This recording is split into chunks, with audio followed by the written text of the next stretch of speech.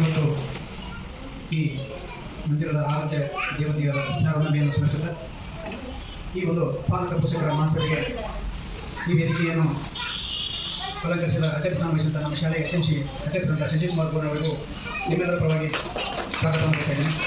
ಅದರಂತೆ ನಮ್ಮ ಶಾಲೆಗೆ ತಾಲೂಕಿನ ಸಹಾಯಕ ನಿರ್ದೇಶಕರು ಅಕ್ಷರದಾಸು ಸಿಂದಗಿ ಸಾಹೇಬರು ಆಗಮಿಸಿದ್ದಾರೆ. ಅವರಿಗೂ ಸಹ ನಿಮ್ಮೆಲ್ಲರ ಪರವಾಗಿ ಸ್ವಾಗತ ಬಯಸುತ್ತೇನೆ. ಅದರಂತೆ ಬಹಳ ಮಾನವತೆ ನೀಡ್ತಾ ಇದೆ.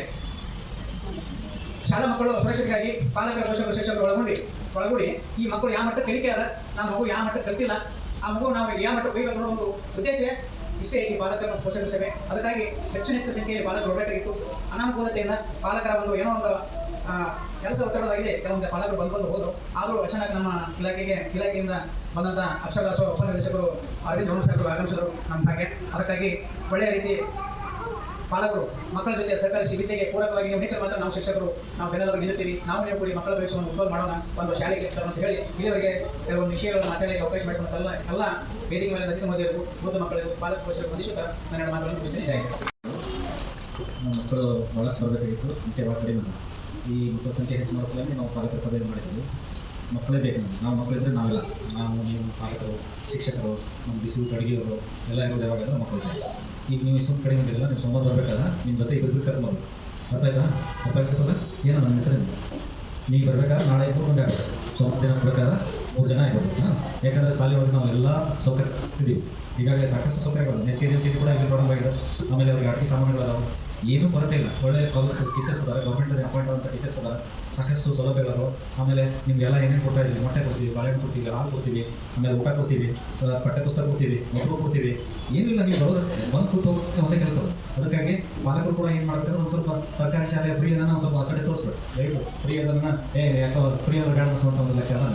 ಅದಕ್ಕಾಗಿ ಸರ್ಕಾರ ಏನಾಗ್ತದೆ ಅಂದ್ರೆ ಆರ್ಥಿಕವಾಗಿ ಹಿಂದುಳಿದ ಸಲುವಾಗಿ ಇವೆಲ್ಲ ಯೋಜನೆ ಮಾಡಿಕೊಟ್ಟು ಎಲ್ಲ ಮಕ್ಕಳು ಸಾಲಿ ಕಲಿಯಬೇಕು ಅನ್ನುವಂಥ ಒಂದು ಉದ್ದೇಶದಿಂದ ಇಂಥ ಒಂದು ಪ್ರಾಥಮಿಕ ಶಾಲೆ ಇಷ್ಟು ಸುಸಜ್ಜಿತವಾಗಿ ಎಲ್ಲ ಅವಕಾಶಗಳು ಕೊಡ್ತಾರೆ. ಕಂಪ್ಯೂಟರ್ಸ್ ಅದಾವೆ, ಆಮೇಲೆ LCD ಕೊಡ್ತಾರೆ, ಪ್ರೊಜೆಕ್ಟರ್ ಕೊಡ್ತಾರೆ, ಎಲ್ಲ ಅದಾವೆ. ಅದಕ್ಕಾಗಿ ಅವುಗಳ ಸದುಪಯೋಗ ತಗೋರಿ. ಈ ಥರ ಇದ್ದಂಥ ವ್ಯವಸ್ಥೆಗಳು ಪ್ರಾಥಮಿಕ ಶಾಲೆ ಅಥವಾ ಏನೋ ಅನುದಾನಿತ ಅಥವಾ ಖಾಸಗಿ ಶಾಲೆಗಳು ಇಲ್ಲ. ಹಾಗಾಗಿ ಎಲ್ಲ ಅವಕಾಶಗಳು ತಮ್ಮ ಮೆಡಿಕಲ್ ಚೆಕಪ್ ಸಹಿತ ಮಾಡಿಸ್ತಾರೆ.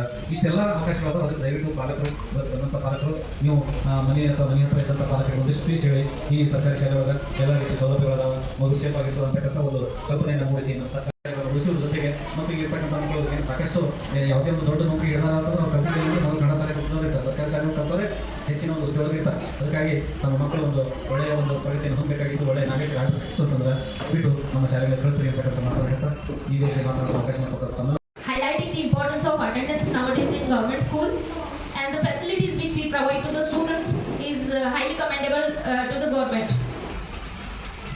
Be thankful for everything that happens in your life. It's all an experience. ಸಭೆಗೆ ಆಗಮಿಸಿ ಅಧ್ಯಕ್ಷ ಸ್ಥಾನವನ್ನು ವಹಿಸಿರ್ತಕ್ಕಂಥ ನಮ್ಮ SMC ಅಧ್ಯಕ್ಷರಾದ ಸಂಜೀವ್ ಕುಮಾರ್ ಗೋರ್ ಅವರಿಗೆ ನನ್ನ ಅಭಿನಂದನೆಗಳನ್ನು ಸಲ್ಲಿಸುತ್ತೇನೆ. ಮತ್ತು ಅಕ್ಷರ ದಾಸೋಹ ಅಧಿಕಾರಿಗಳಾದ ಡೋಣೂರ್ ಸರ್ ಅವರಿಗೂ ಕೂಡ ನನ್ನ ಪರವಾಗಿ, ನನ್ನ ಶಾಲೆಯ ಪರವಾಗಿ ಅವರಿಗೆ ಅಭಿನಂದನೆಗಳನ್ನು ಸಲ್ಲಿಸುತ್ತೇನೆ. ಮತ್ತು ಇನ್ನುಳಿದ ಪಾಲಕ ಪೋಷಕರು ವೇದಿಕೆ ಮೇಲೆ ಇರ್ತಕ್ಕಂಥ ಎಲ್ಲರಿಗೂ ನನ್ನ ಪರವಾಗಿ, ನನ್ನ ಶಾಲೆಯ ಪರವಾಗಿ ಅಭಿನಂದನೆಗಳನ್ನು ಸಲ್ಲಿಸುತ್ತೇನೆ. ಮತ್ತು ಇಲ್ಲಿ ನಡೆದಿರ್ತಕ್ಕಂಥ ಪಾಲಕ ಪೋಷಕರಿಗೂ ಹಾಗೂ ಈ ಕಾರ್ಯಕ್ರಮ ಅಚ್ಚುಕಟ್ಟಾಗಿ ನಡೆಯಲು ಸಹಾಯ ಮಾಡಿದ ನನ್ನ ಸಿಬ್ಬಂದಿ ವರ್ಗಕ್ಕೂ ನಾನು ಅಭಿನಂದನೆಯನ್ನು ಸಲ್ಲಿಸುತ್ತೇನೆ.